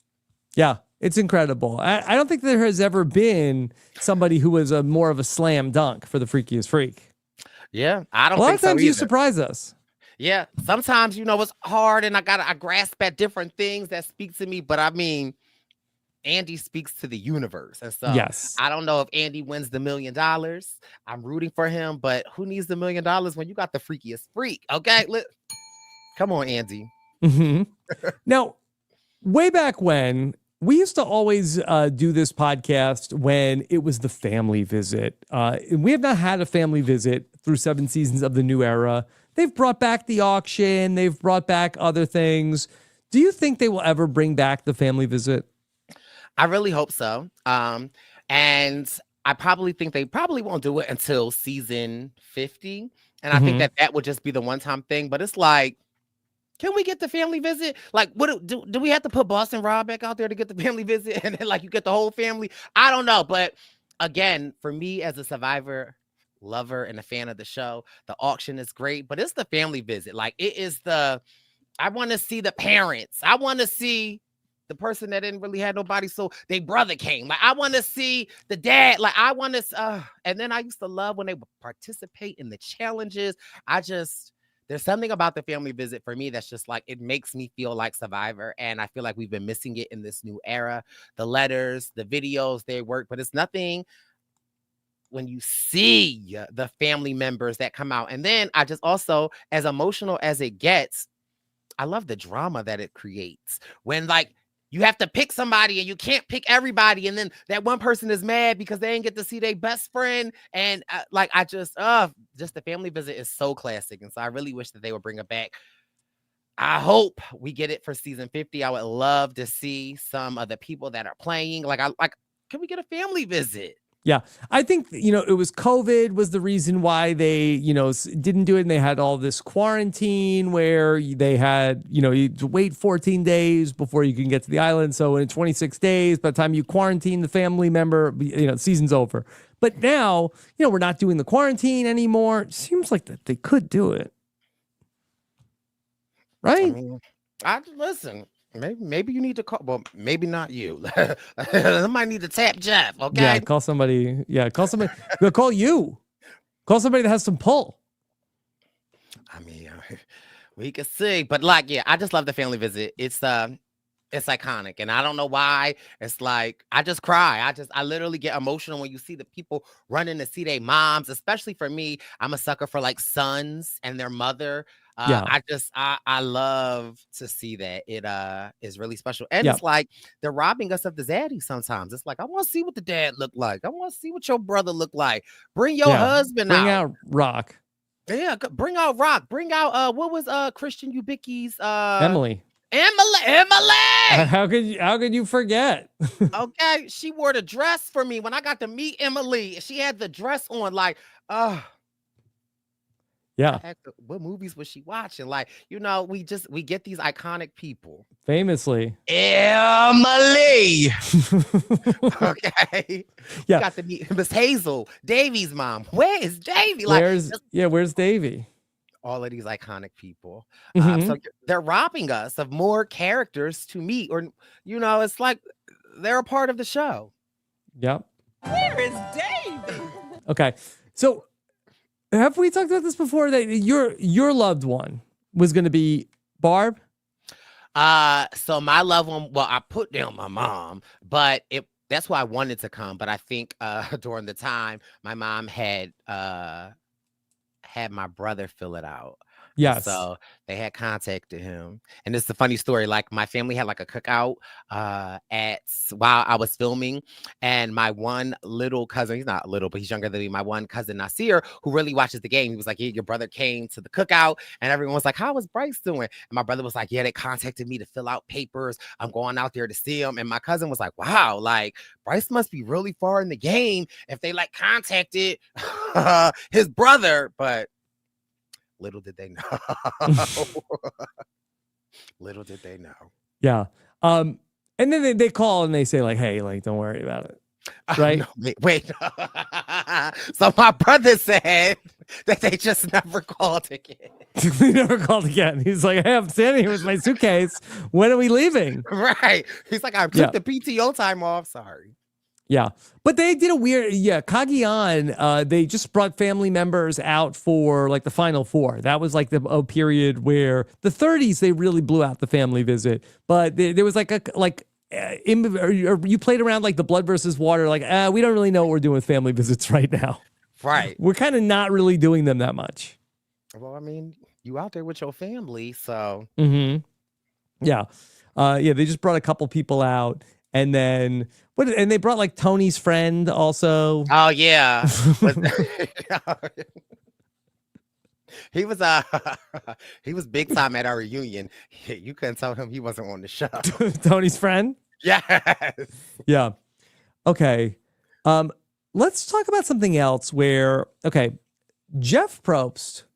I really feel like that Jeff Probst right now is riding high with the Survivor fan base. I feel like that at the start of the new era, I feel like people were like big mad at Jeff and Jeff was like in a very like defensive posture, but now he's doing the podcast.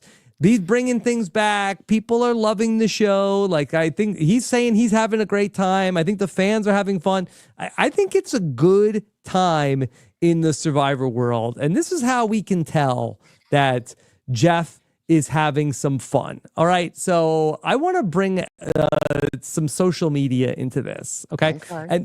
And so this is something that actually, so I first got made aware of this from Brandon Donlin last week. Sent me this. He said, is this anything? Like, I don't know what to do with this. Okay. So there's a guy. And so from what I understand, he writes a song every single day. They're not all about Survivor. But here is this guy on TikTok, and his name is Olive Songs 11, and this was on November 24th. He wrote a song about a question he had about Survivor. Okay, let's play this. Glasses on Survivor. I just wanna know, is it a special kind of frame? A frame that is impossible to break in the middle of a challenge? 'Cause I know mine wouldn't do the same. So how do you wear glasses in that game? Sure, you can take them off. What a brave decision. For not everyone on the island has such good vision. If I take mine off and I set them free, I won't see. How do you see? As every season passes on, I wish that they taught classes on how I can wear glasses on Survivor. Okay. All right. Nailed it. Yes. So, all right. Beautiful song. How do you wear glasses on Survivor? Did anybody that you played with have glasses? Did you have the answers to the glasses question? You had glasses? I didn't have glasses. I wasn't out there that long to need them. I don't think anyone had glasses. I think maybe Trish had glasses, but I think she wore contacts. And there are people that wear contacts, and so they had like. And I think they have glasses. I don't think they're special glasses. I don't think there's anything special to the glasses. And look, not a lot of people wear glasses in the challenges, right? Yeah. Cass did have glasses. I think most people take their glasses off in the challenges. Yeah. And I don't know if if you're going to do the puzzle, you like put the glasses near where the puzzle is going to be. Maybe, but Heidi had glasses. Heidi at nighttime would you remember Heidi, right? Yes, Okay. of course. At nighttime, Heidi would like, she'd be one person during the day, and then at nighttime she'd put have glasses on. She had like a retainer that she would put in. Like, wow, we're doing the whole nighttime routine. Listen, Heidi said, listen, I paid too much for these braces, okay? You got to wear your retainer every night. I mean, to me, that was wild that she brought her retainer to Survivor. I mean, man, listen. yeah. I mean, that's somebody who's confident. That's like, listen, I'm going to be out here for 36 days. I'm not going to like get my teeth all undid in that time. Listen, it's a commitment, okay? Yeah. Because it's hard. Like that. I used to have a retainer. Like it's hard to keep that clean when you have like a toothbrush and like running water and stuff like that. And you put it in, it's like, oh, this is kind of gross. You ever smelt it one day? Like, you about, oh, man. Yeah. It's like, no, I'm just going to put it back in the medical kit and then take it back out tomorrow. Maybe I'll pour my thermos on it tomorrow a little bit. But anyway, I digress. All right. How do you wear glasses on Survivor? Well, we get kind of an answer. And we, let me see. Okay. So we got a response at least. All right. And we got a response from the person in charge of Survivor. Responded. Okay. So let's bring in the very special response from Jeff Probst, posted to the Survivor Instagram. A response to this. Is on Survivor. I just wanna know, is it a special kind of frame? A frame that is impossible to break in the middle of a challenge? 'Cause I know mine wouldn't do the same. Okay.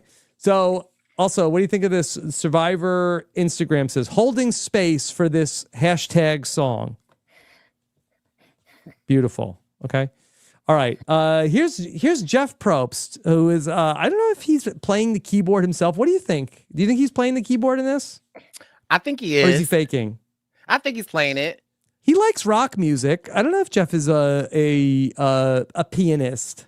You know, once you play one instrument, once you learn how to read the notes, you know, they say it's like second nature. But he looks like he's very into it. So I think that I feel like he is, but let's see. Okay, here's Jeff's song. What do you do when you've dreamed your whole life of torches and challenges, the thrill and the strife? Oh. What do you do when you've dreamed of alliances, of playing your part? The game is your calling. You can feel it. It's carved in your heart. Oh, he's not really playing. Yeah, on further review, I don't think that Jeff, with all due respect, I don't know that Jeff's really playing the piano.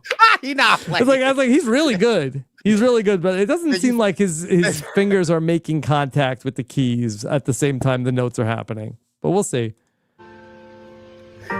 What do you do when the jungle feels so near and you've practiced your puzzles year after year?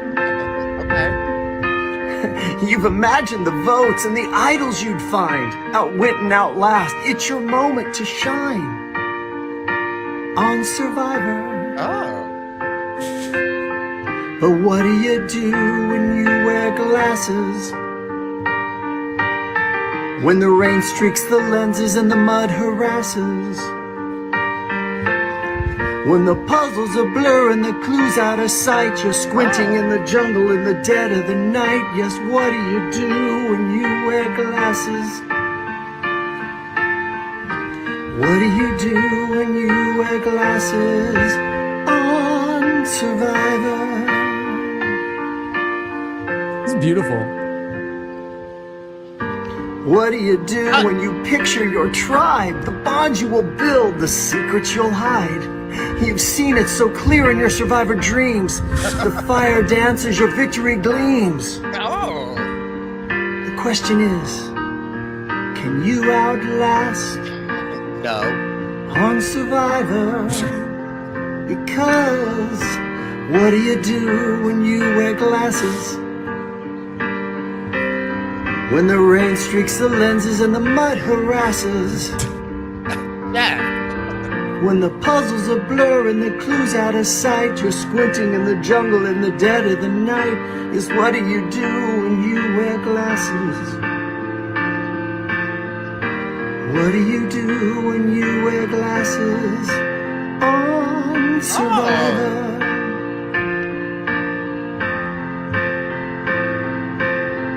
Don't let it stop you. Don't you let it win. You see, Survivor's for all. Just bring your frames in. The fire still burns, your dream's still alive. Outwit, outplay, you can thrive and survive. So what do you do Oh, when you wear glasses? I need to know that accent. It's beautiful. What do you do when you wear glasses? You show up, Oh. you play, and you beat the masses. Don't let a little fog keep you from the fight. There's a place in the jungle. Your flame's still burning bright. We're just waiting on you to apply. Fly now. So what do you do if you wear glasses? You chase your dream through. The jungle's still waiting. The jungle's still waiting and it's calling for you. Apply. Be on Survivor. And we'll figure out the glasses.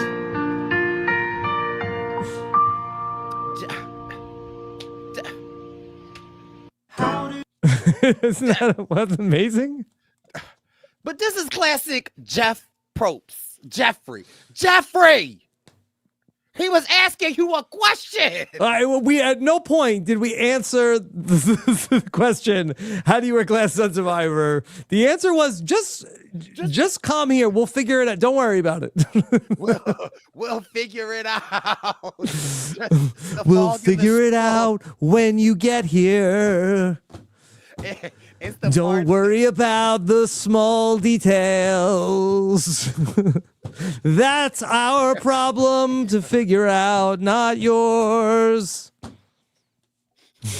What do you do when you wear glasses? Okay.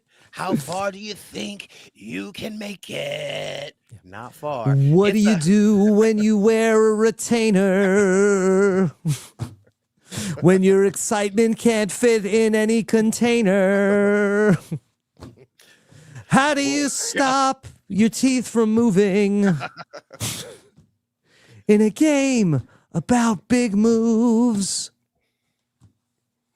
It's beautiful. And confusion.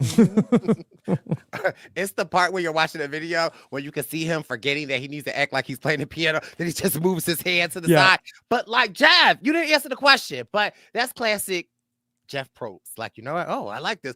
But here's the thing. He went for it.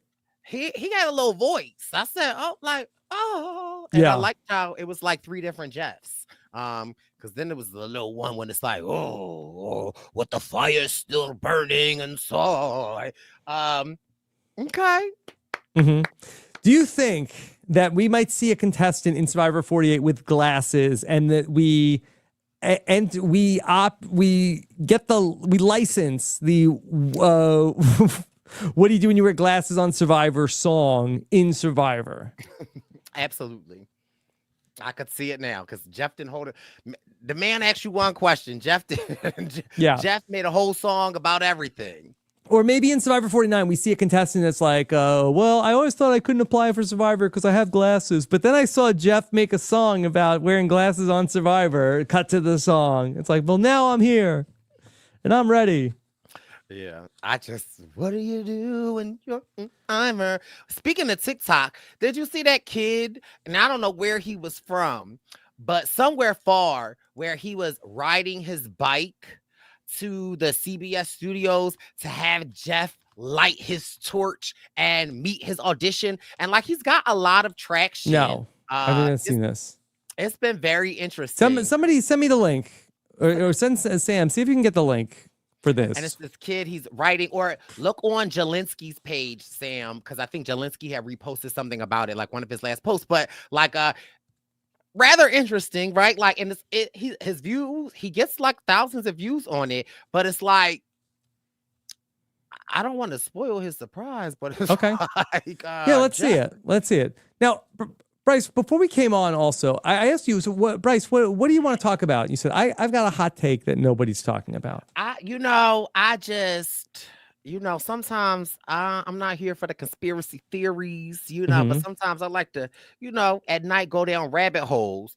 However, I just feel like we had a congressional hearing the other day with a Navy general and this and that, and like they confirmed that aliens exist, and not only exist, they're not even called UFOs anymore. They're called UFAs, unidentified anomalies, because they're saying it's anomalies because they saying the space ain't above, it's down below. We got spaceships in the ocean. We have something down in the ocean.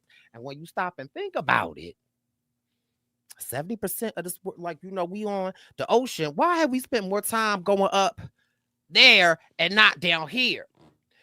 And they saying that there's this base off this island. I don't know if it's like Guadalupe Island or something, that like they have documented like traces, or they've documented this. And not even the fact that, and the biggest thing in this congressional hearing was that not that like they do exist, not that we have proof that they exist. The biggest race in the world at this point in time is to reverse engineer their technology because they can move so fast. Now, if you're trying to reverse engineer somebody's technology, that means you have to have something to like look at and play with. I just like, why is nobody talking about this? Like, I loved astrology when I was in college, and I just always thought the possibilities that like we're the only like advanced life form is like such a small percent when you think about the universes. But I never stopped to think about the ocean, right? Like I haven't thought about the ocean like that. Right. We don't know. The space is really the ocean, okay? Yeah. You ever got stung by a jellyfish? Not recently. Yeah. All right. So are you excited about the possibility of aliens visiting us? I mean, it's you interesting. Think this is bad? I just am intrigued. And I just, haven't had that much luck with men on Earth, so I mean, I'm just. Oh, you would date an alien? I mean, what do you do when I'm just curious, and for me, it's like nobody is. Brice, that would be so. Imagine you go to your next high school reunion, and then they say, "Where's your husband?" And he shows up, and it's an alien.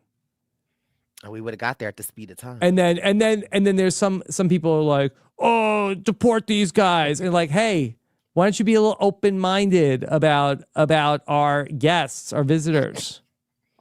Listen, it just raises a lot of questions. Time travel, different stuff. Like, sometimes, have you ever been walking down the street, or you've been somewhere and you've been like, I've been here before. I've never been here. Like, I don't know. There's a lot of mysteries that we don't know, but I just feel like I would have thought that there would have been a little bit more chatter about this, because it's not like it's just some person on X saying this. Like, it is like people higher up in our government officials, and they're just saying this stuff. And then there's just countless there's countless documentation of people hearing about this, like, in 1994, I think it was in like Ghana, where like a whole elementary school said that they like something like, and like I don't know. Yeah.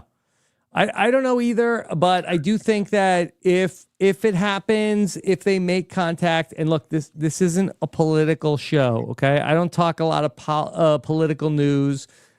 I do think that for the ultimate, if there's any sort of like, if this is all meant to be like, Trump has to be the president that meets the aliens. Okay, that's the only thing that makes sense. That you couldn't even imagine Kamala Harris meets the aliens, but Trump meets is having a meeting with the alien leader. You can kind of visualize that in your head. That kind of is like, oh yeah, I could see that. Trump at the White House with the head of the aliens, like, It's not that hard to imagine. They're good people. Yeah. Yeah.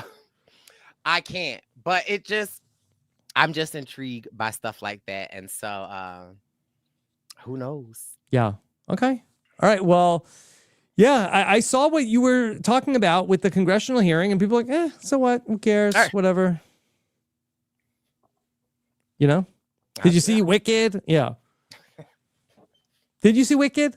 I didn't see it yet. I'm seeing it this weekend. Movie theaters are different now, Rob. Like, they're the reclining seats and you can order food. So they're a lot smaller. So I had to order tickets for next weekend. So the theaters are smaller. The theaters like they make the seats bigger and there's less seats. Yeah. Right.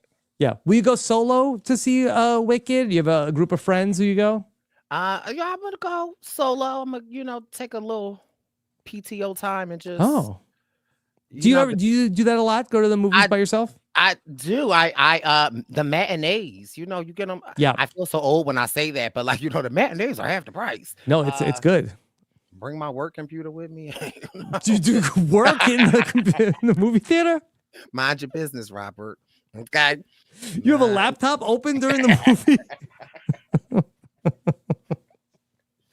No, I do like that. I take my kids to 9 a.m. movie. It's great.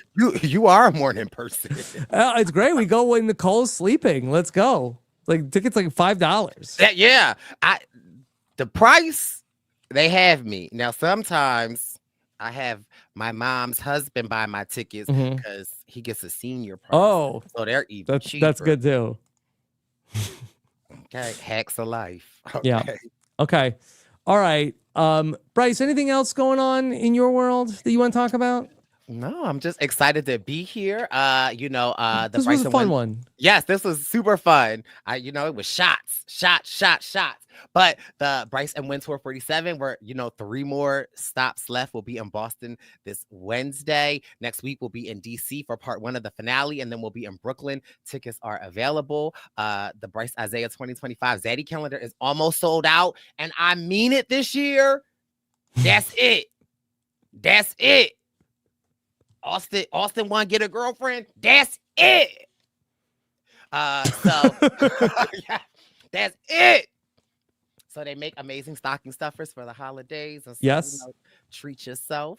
And yes, I'm just excited for the holidays. I am going to my mom's house next weekend. We're going to do the Christmas festivities. We're going to officially kick off the holiday season for our family. So I'm excited. Was that decorating the tree?